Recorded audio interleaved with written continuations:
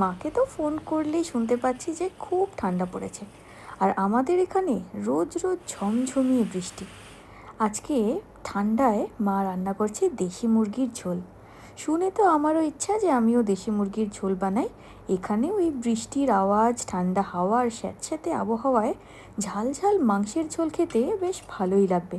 আর মাংস রান্না করা কি এমন ব্যাপার, ফোড়ন দিয়ে পেঁয়াজ রসুন ভেজে দেবো আদা বাটা। তবে আদা বাটার সাথে আজকে বেশ কিছু কাঁচা লঙ্কাও বেটে দিয়েছি।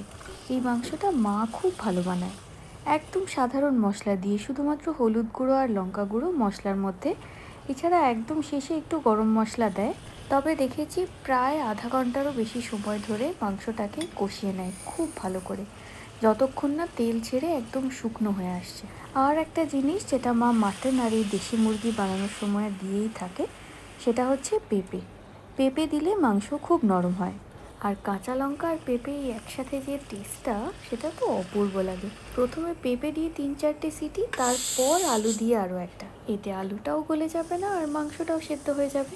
সত্যি বলতে ছুটির দিনে যদি এরকম বৃষ্টি হয় বা প্রচণ্ড ঠান্ডা পড়ে, তবে বাড়িতে এরকম গরম ভাত আর চটজলদি প্রেশার কুকারের মধ্যে মাটনই হোক বা চিকেন বানিয়ে একটু বেশ ঝাল ঝাল করে বা আর ঝোল রেখে, তবে সত্যি সত্যি ফাটাফাটি লাগে কিন্তু।